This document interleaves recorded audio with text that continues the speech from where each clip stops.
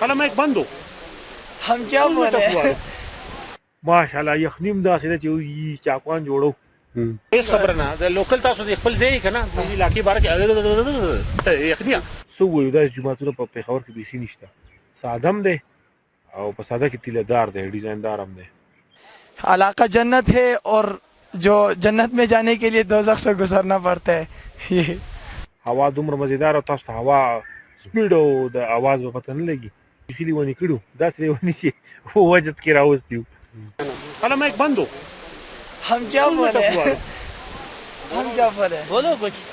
भी बोलना है आज सुबह मोड़ा मुंह में की खता की نه ساسو هیڅ خبره نه د لوکل تاسو د خپل ځای کنه د علاقې باره کې یخنیا د علاقې باره کې سوي اوم نمبر دا ولي لږ دې غواړي چې دا دغه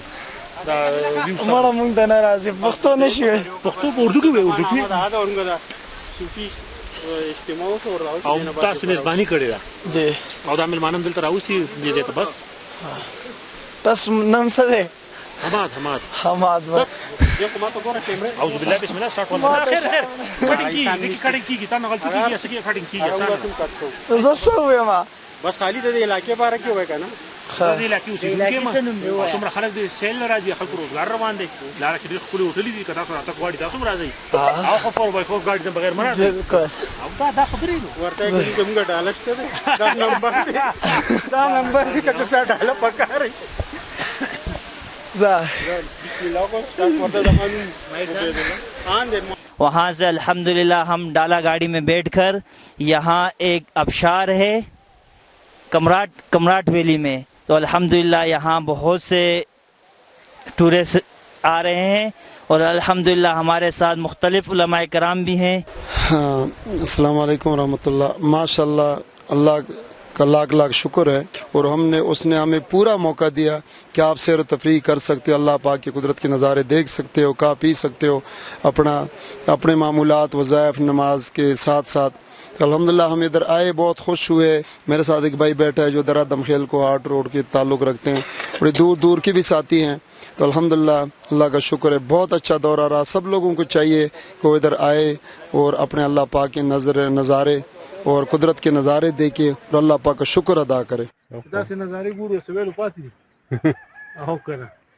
माशाल्लाह यखنیم داسې ده چې وي چاقوان جوړو او زه به صرف دا وایم چې کوم پېښور کې او داسې ګرمو علاقو کې څوک اوسېږي دلته ځان له پلاټونه والي کورونه ارزان هم دي، ښه قیمت کې میلو شي، کښتونو باندې میلاویږي او ښایسته ځای دی، د کتو ځای هم دی، د اوسېدو ځای هم دی او هر قسمه سهولیات هم شته ماشاءالله. نور وسو دی د جومات حوالې سره او ماشاءالله جومات خو بالکل ساده خلک دي، ساده ژوند دی او لرګي خو هغه خلکو خبره 20 یار دی، نو د لرګي استعمال په هر آبادی کې ډېر زیات دی او مزم کوي. کم لرګي دی سیړی خشاک د بار خلک استعمالي، نختر چنار دیار ډېر کافي زیات دی ماشاءالله. چې کوم دلته کې پېښور کې 5000 نه بره فوټ میلاویږي، نو هغه دلته کې په ځمکه هسې پروت دي نو ماشاءالله ډېر د دې علاقې خپل ښایست هم په هغې باندې جوړ دی او د دې خلکو روزګار هم د هغې نه روان دی. سادګي د ماشاءالله جومات دومره مزېدار جوړ دی چې څه ووایو، داسې جوماتونه په پېښور کې بیخي نشته، ساده هم دی او په ساده کې تیله دار دی، ډیزایندار هم دی.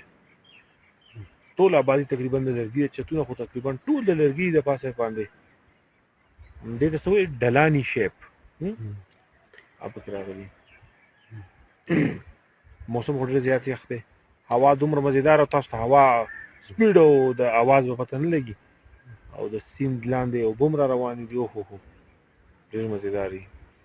څه ووایم نو میګا چې کم ذکر محفل شو د هغې باره کې ماشاءالله هغې خو بیخي لیونې کړو، داسې لیونې چې وجد کې راوستي وو ماشاءالله. بیګا خو حضرت صاحب ډېر ښکلی محفل ګرم کړی د ذکر حوالې سره او د مکی صاحب کومه سلسله روانه انشاءالله دا به وي، بیا به هم وي. او دلته کې بنادر د یو خانقاه جوړولو، نو امید دی چې د زر تر زر انشاءالله د هغې بنیاد هم کېښودی شي انشاءالله. څنګه چې هغې خبره وکړو، څنګه چې هغې واده وکړ دې کسانو سره صحیح شو